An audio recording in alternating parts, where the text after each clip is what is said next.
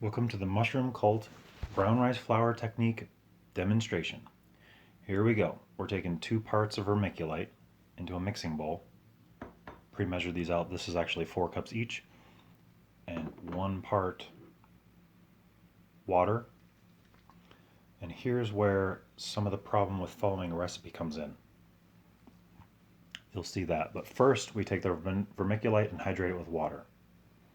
So we'll mix that together, make sure it's all evenly moist, there's no dry packets. Takes a little bit of time to make sure that you're thoroughly mixing it. You don't want dry spots. We want a really even substrate. And we're squeezing it to check and see if we're reaching field capacity. You can see that there's extra water in the bottom, and that is not okay. So the problem with using a recipe is that it's not always accurate. So I'm just going to add a little more vermiculite to suck up that extra water, because we want to reach what is called field capacity. We don't want extra free water floating around. Some of that will get sucked up by the brown rice flour, but we don't really want extra water floating around at the bottom. So there you see the bottom is dry. Next we'll add 1 part brown rice flour, and I'm going to add it a little bit at a time and mix it in thoroughly. So what you want to do is coat the vermiculite so that you have a even, thin coating of flour on each grain of vermiculite. You don't want big chunks of brown rice in this. So you're carefully mixing it, stirring it, making sure that every grain gets evenly coated. Just adding a little bit at a time. This is just like baking a cake. If you are doing something that requires a lot of care, you want to mix it carefully and make sure that it's evenly spread around. It would be easier if I did this in a larger bowl, but I'm doing a pretty normal sized batch. This is going to end up filling up 14 of these little jars, which is just a little bit over 1 flat. These jars are ½ pint with their wide mouth, which is important. This is a recommended jar size. You can use other jars, but some of them don't work as well. But these jars are wonderful. They're a little bit on the small side, but they're recommended for this particular technique. So I have all the flour in there, and I'm just mixing it, making sure I'm knocking all the lumps out and making it very thoroughly mixed. It's a little bit sticky, but it does have kind of a dryness to it, so that you're able to take a handful and it will flow through your fingers.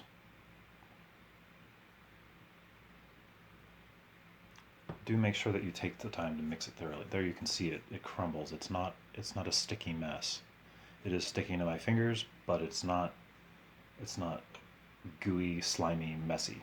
It falls out of my hand evenly. And I'm not pressing it down. You could use the back of a knife to level it off. You want to make sure that the opening of the jar is very clean.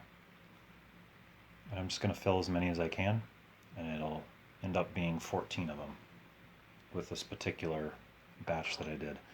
And there's different ways of doing it. I am not following the basic technique. Normally you would leave a 1/4 of an inch gap to put a dry vermiculite layer over it, especially if you're poking holes in the lids. That acts as a filter to protect contamination and just eliminate some of that contamination. So I'm filling them all the way to the top because I'm not going to be poking holes in the lid. I'm using injection ports. You really want them all uniform. You don't want them pressed down. You don't want any air pockets. And you make sure that the lid, the opening of the lid, is very clean.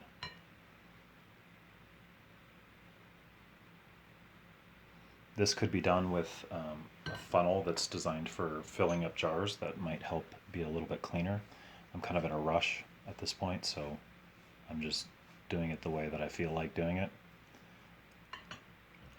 And also I'm demonstrating that there's no cleanliness standard at this point. I'm not washing my hands. I'm not being careful of my movements.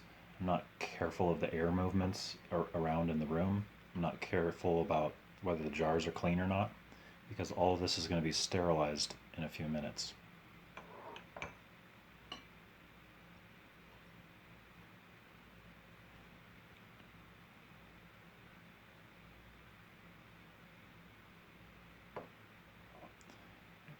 come into the bottom of this, just wanting to make sure that they're all really consistent.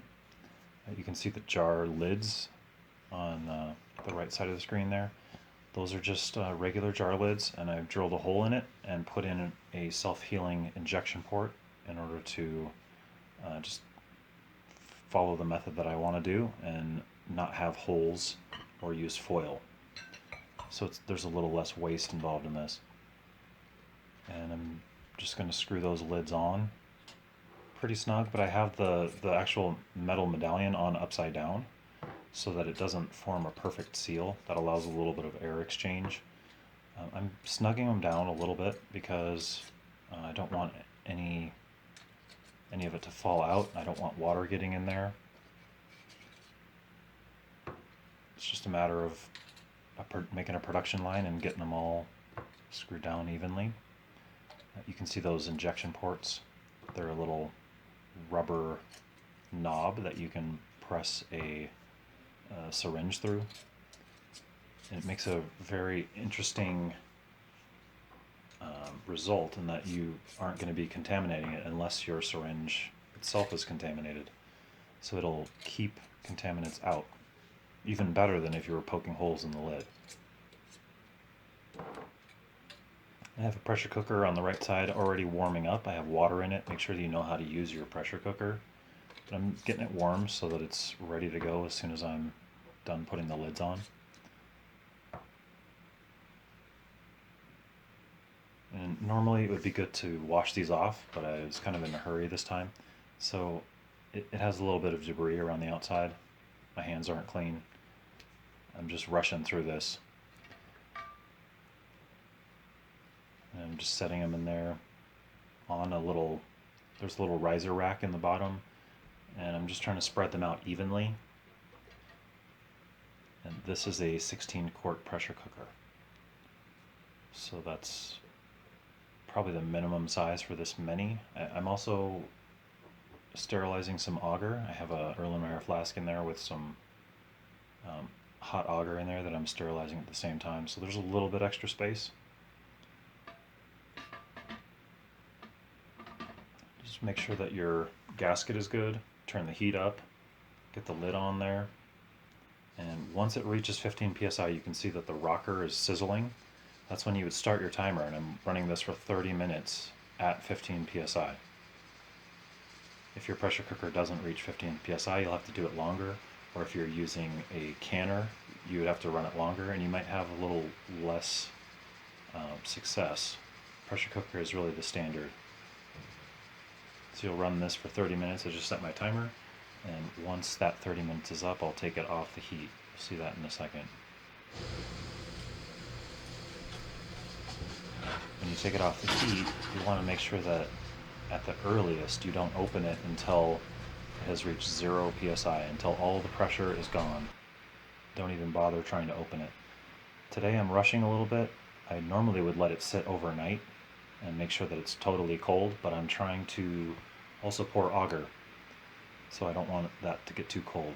And you'll watch how hot these are. It's burning my hands. I don't really want to use a glove because then I'm getting dirt in the pressure cooker. But this is kind of a warts and all demonstration. This is why you don't want to open it up and start using them.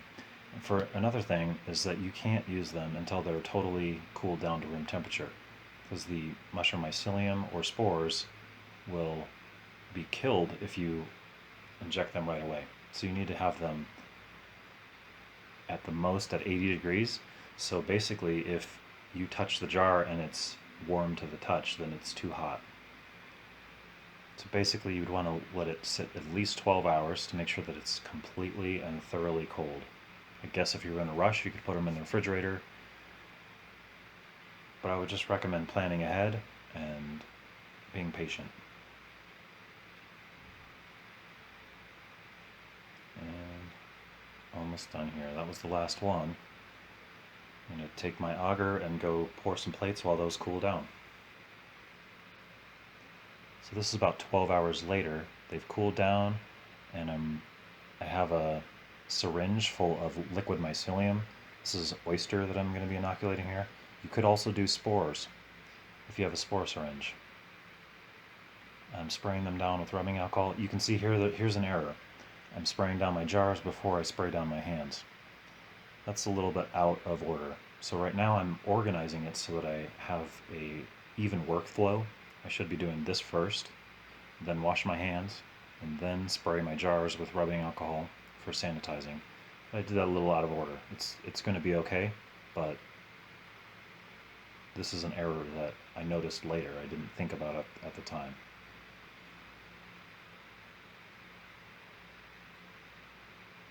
So one way that you might improve your success is if you did this in a still air box. But the whole idea behind doing the BRF Tek with injection ports is that if your syringe is clean and your inoculant is clean, then you're going to have good success. So I'm just putting 1 cc in each one. The whole syringe is 10 cc's, and so I can do 10, and you'll see that I did 10. One method would be to have multiple injection ports, or to loosen the lid and spin the injection port around in order to inoculate in multiple areas, but you don't have to. That would speed up the colonization if it was inoculated in 4 spots rather than just 1. I'm moving the ones that didn't get inoculated to the side so I can use those later. There we have 10 inoculated BRF Tek jars. So I'd recommend that you would learn how to do this and practice this on your own. It's a genius technique that I think everyone should learn how to do. Thanks for joining the Mushroom Cult. Follow us on TikTok, Instagram, Facebook, and of course, YouTube.